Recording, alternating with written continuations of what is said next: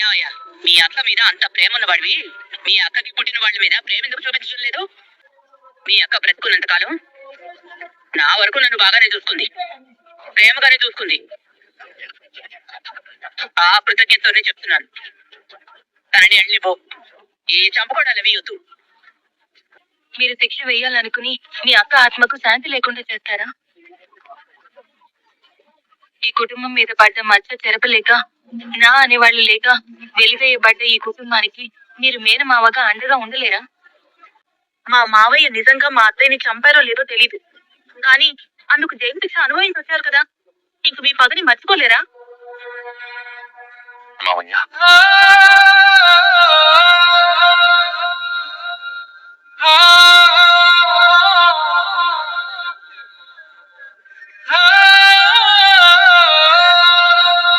మా అమ్మ మాకు దూరమై ఎవరి ప్రేమకు నోచుకోగా నాన్న జైలు పాలైపోతే నేను నలుగురు అనాథంగా పెరిగాం మామయ్య.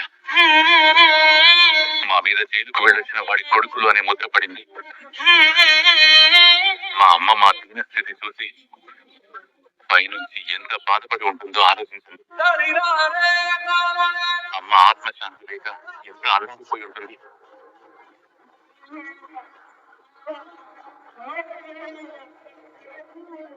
ఏం చెప్పినా పగతో రగిలిపోయి నీ మనసుకు అర్థం అవ్వదు.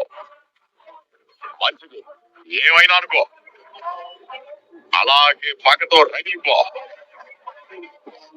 నీ అక్షరి నేనే చంపానని నువ్వెప్పటికీ అనుకో. నేను మాత్రం ప్రతి ఏడాది ఈ ఊరు వస్తాను, మొక్కులు తీర్చుకుంటూనే ఉంటాను. భార్యను చంపినందుకు జైలు శిక్ష పడిందిగా, ఇంకా ఎందుకు పగ? మర్చిపోతుందిగా, ఏడాదికి ఒకసారి వచ్చిపోతారు, ఇక నీ జోలికి రారు. మీ మేనల్లుడికి తల్లి లేదు, చిన్నప్పుడే తల్లి ప్రేమకు దూరం అయ్యారు. ఇప్పుడు మీరు తండ్రిని దూరం చేసి ఆ ప్రేమ కూడా లేకుండా చేస్తారా? అదేంటి, వీడిని నన్ను ప్రాణభిక్ష పెట్టమని అడుగుతున్నారు? ఏమనుకుంటున్నారు నా గురించి? ప్రాణభిక్ష కోరుకుని నేను వెళ్తే బతికున్నా నేను చచ్చినట్టే. రారా బామర్ది, నువ్వు నేను తేల్చేస్తున్నావు. రా, చూసారా చూసారా, మారదు. మీ నాన్న చెప్పండి.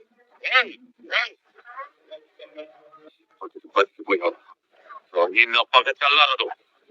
నీ ప్రాణం పోవడం అంటూ జరిగితే ఏనాటికైనా అది నా చెప్పిలోనే.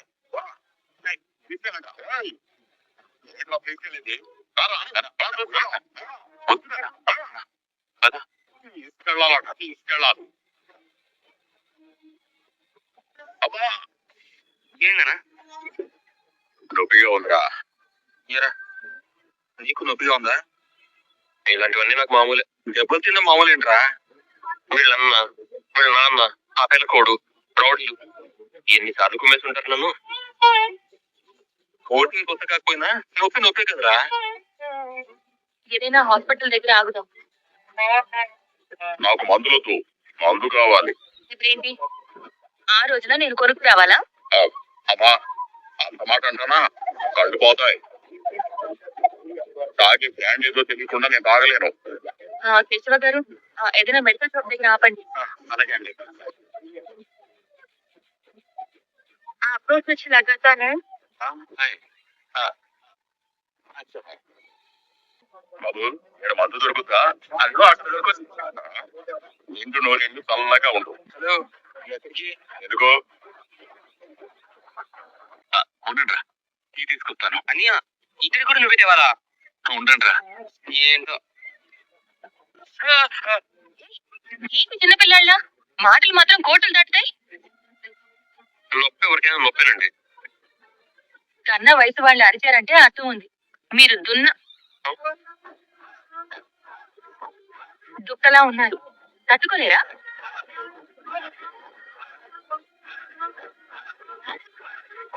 ఇంకా ఎక్కడ తగలే? ఎక్కడెక్కడ? ఎక్కడెక్కడో. అంటే ఏంటి? మీరు 60 ఉన్నారు కదా, అదేదో తిట్టులా ఉంది. వీపు చూపించండి. భుజం మీద కొంచెం ఎక్కువ నొప్పిగా ఉంది. బటన్స్ తీయండి. సిగ్గు. మెడ మీద బొట్టు బిళ్ళ అంటించి ఆంటీ దగ్గర మాత్రం తీస్తారా?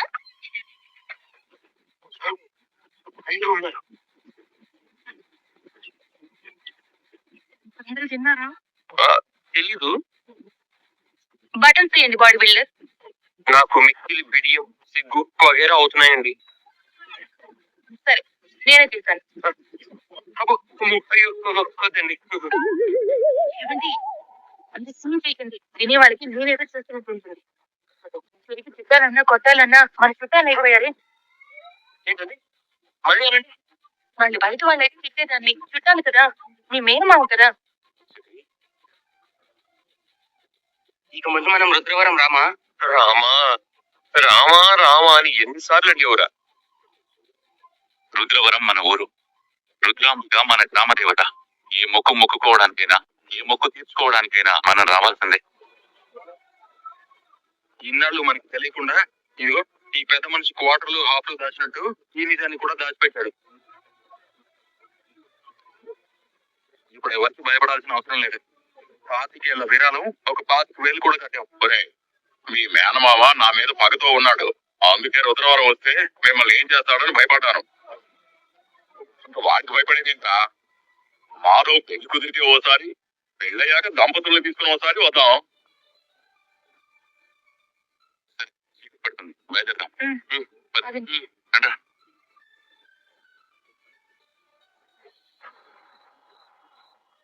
ఇల్లు వచ్చిందా? కాదురా, నిత్యం మనం వస్తాం.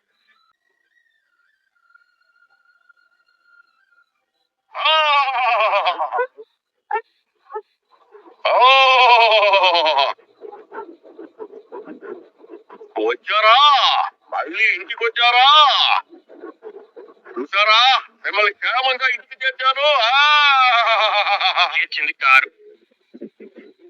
పిల్లలు భయపడుతున్నారు.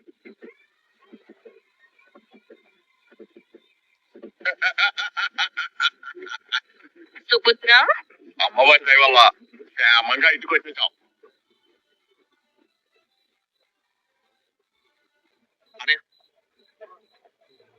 ఏంట్రా? నేను బయటకు వెళ్ళొస్తానన్నయ్య. ఇప్పుడే పోయిందిరా? ఈ టైంలోనా? కడుపులో ఉన్న బిడ్డ క్షేమంగా ఉందో లేదో అని టెన్షన్ గా ఉందా? ఈ టైంలో వెళ్ళడం అవసరమా? నేను శైలితో మాట్లాడాలి, లేదంటే నేను ప్రశాంతంగా ఉండలేను. తల్లి కాబోతున్న కాబోయే భార్యని చూడాలని ఎవరికైనా ఉంటుంది. అది నువ్వు వాకు. ఈ టైంలో వాళ్ళైనా పంతానికి పోకుండా వీళ్ళ పెళ్లి జరిపిస్తే బాగుండును. లేదంటే అందరి బరువు పోతుంది. ఇంకా వాళ్ళు గొడవ పడతారని అనుకోవడం లేదన్నయ్య. సింపుల్గా ఈ గుడిలోనో పెళ్లి జరిపించాల్సింది. వాళ్ళకి ఇంకో ఆప్షన్ లేదు. ఏయ్, నువ్వు అనవసరంగా ఏదేదో మాట్లాడుకో. నేను వెళ్తాను. జాగ్రత్త, గొడవలేం పడుకో. నేను వస్తాను రా. అవసరం లేదు. అసలు తండ్రి కాబోతున్నా ఒక్కడే వెళ్ళడం సేఫ్ కాదురా.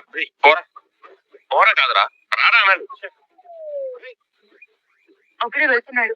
నిజంగానే సేఫ్ కాదు. పెళ్లికి ముందే ఇలా చేసినందుకు వాళ్ళు చాలా కోపంగా ఉంటారు. వెనక్కి వెళ్ళండి. లేకపోతే వాడిని అలాగే పంపిస్తానా ఏంటండి?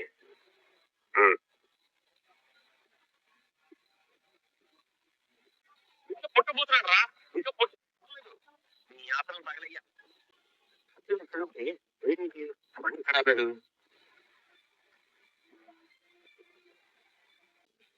హాయ్ ముంగిసా. ఏ బుస్సు, ఎక్కడున్నావే? ఎక్కడుంటారా? ఇంట్లోనే ఉన్నాను. ఇప్పుడు నేను ప్రెగ్నెంట్ కదా. ఏంటి పిచ్చిగా ఉందా? అమ్మని అవుతున్నానంటే ఆనందంగా ఉంటుంది కానీ పిచ్చి పిచ్చిగా ఎందుకుంటుందా? అవును, నువ్వు నాన్నవు కాబోతున్నావు కదా. నీకనే ఉందిరా మంగిసా. హార్ట్ అటాక్ వచ్చేలా ఉంది. ఏంటో మాటలు. మరి లేకపోతే ఏంటే? నీకేమన్నా పిచ్చా? మన మధ్య ఏమీ జరగకుండా ప్రెగ్నెన్సీ ఎలా అవుతుంది? వింటున్నాను కదా అని నా చెవిలో పూలు పెడుతున్నావా? ఆ ప్రెగ్నెన్సీ ఎలా వచ్చిందో చెప్పాను కదా. ఏంటో చెప్పేది? చూడు బుస్సు, నన్ను ఆట పట్టించింది చాలు. మోసుకుని ఇంకో బయటకు రా. నేను నీతో మాట్లాడాలి. నేను మీ ఇంటి దగ్గరే ఉన్నాను. అంటే ఏంట్రా? నేను అబద్ధం చెప్తున్నాను అంటున్నావా? మరి లేకపోతే నువ్వు చెప్పింది నిజమని గుడ్డిగా నమ్మమంటావా? మనం ఇద్దరం ఎప్పుడూ తూర్పు పడమరలా దూరంగానే ఉంటాం కదే. ఇంకా ప్రెగ్నెన్సీ ఎలా అవుతుంది? అయితే నువ్వు నన్ను మళ్ళీ అనుమానిస్తున్నావారా? అసలు నేను నీతో మాట్లాడను. బుస్సు, బుస్సు.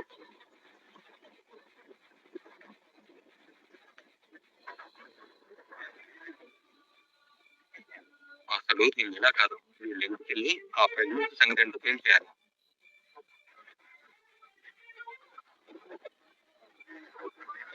మళ్ళీ వీడు ఎక్కడికి వెళ్తున్నాడు? ఇంటి ముందే బండి ఆపాడు. ఏమైనా గొడవ చేస్తాడా?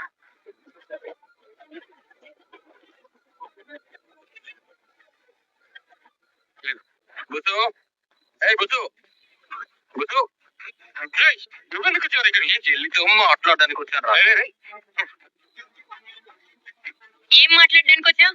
దాని కడుపులో ఉన్న నీ బిడ్డ ఎలా ఉందని అడగడానికి వచ్చావా, లేకపోతే దాని ఆరోగ్యం ఎలా ఉందని కనుక్కోవడానికి వచ్చావా? అది కాదండి. ఏది కాదు? చెయ్యాల్సిందంత చేసి సిగ్గు లేకుండా మా ఇంటికి వచ్చిందే కాకుండా ఇంకా మీ చెల్లెలతో మాట్లాడడానికి వచ్చాను అని అంటావా? ఇదేనా మీ అన్నయ్య నేర్పిన పెంపకం? ఇదేనా మీ సంస్కారం? ఆ రోజు మీ ఇంటికి కౌన్సిలర్ ని తీసుకొస్తే పద్ధతి, సంస్కారం, పరువు, మర్యాద అంటూ మాట్లాడావు కదా.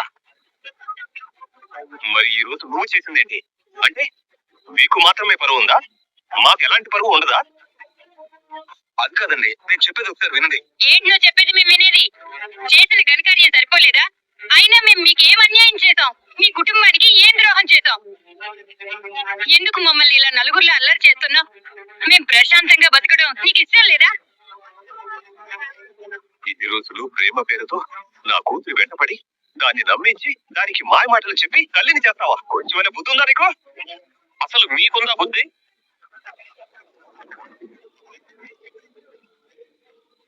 చక్రి, నువ్వేంట్రా ఇక్కడ? ఇప్పుడు అదా సమస్య?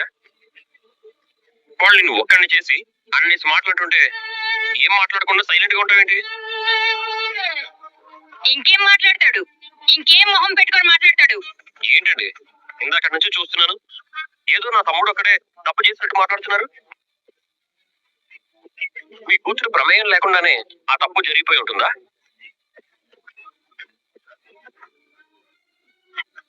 మీ కూతురు ఇష్టం లేకుండానే వీడు అంత దూరం వెళ్ళుంటాడా? అది కాదురా, నేను మాట్లాడుతున్నాను కదా, నువ్వు కాసేపు సైలెంట్ గా ఉండు.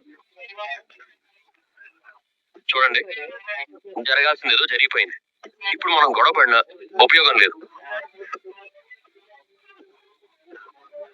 ఇందులో ఇద్దరి తప్పు ఉంది కాబట్టి పెద్దవాళ్ళుగా ఆ తప్పుని సరిదిద్దాల్సిన బాధ్యత మనదే.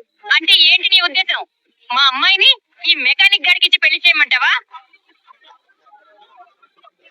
అలా తొందరపడితేనే వీళ్ళు పెళ్లి కుప్పుకుంటారని వీళ్ళని ఒప్పించుంటాడమ్మా.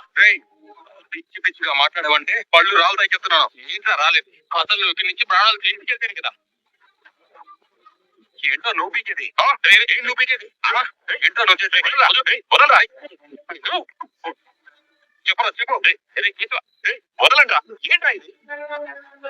ఏంట్రా గొడవ?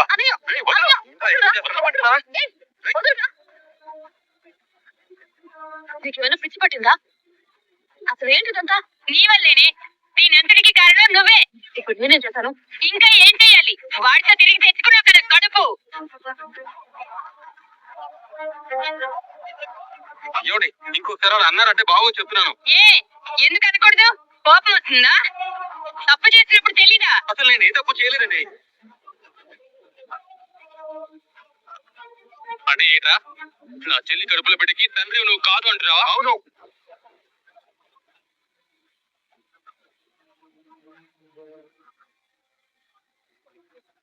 మీ చెల్లి కడుపులో పెరుగుతున్న బిడ్డకి తండ్రి నేను కాదు.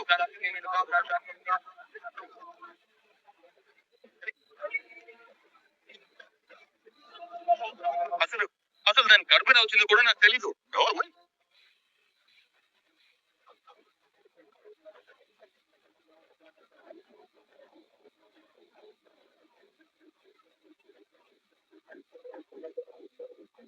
ఎంత వస్తే అంత మాట్లాడతాను అంటే ఊరుకుంటాను అనుకుంటున్నావా?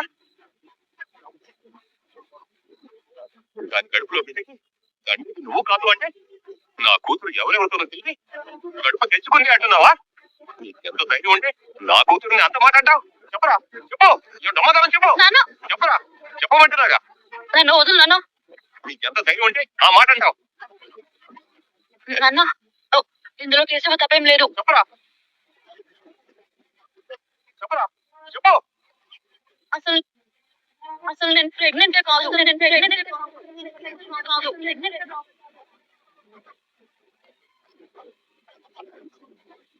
ఏంటి? ఏం మాట్లాడుతున్నావు? అవునమ్మా, నాకు అసలు ప్రెగ్నెన్సీ రాలేదు.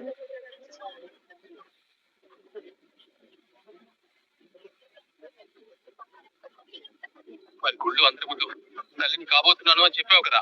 అదంతా అబద్ధం. హాస్పిటల్కి తీసుకెళ్లి స్కానింగ్ కూడా చేపించు అన్నావు కదా. అది కూడా అబద్ధమే.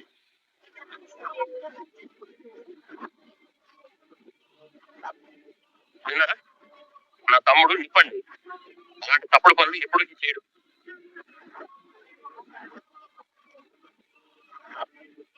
అసలు ఏంటి శైలి ఇదంతా? ఎందుకు ఇంత పెద్ద నందని నేనెత్తిన వేసుకున్నావు? నన్ను క్షమించండి నాన్న. మీరంతా కలిసి నాకు బలవంతంగా పెళ్లి చేస్తుంటే నాకేం చేయాలో అర్థం కాలేదు.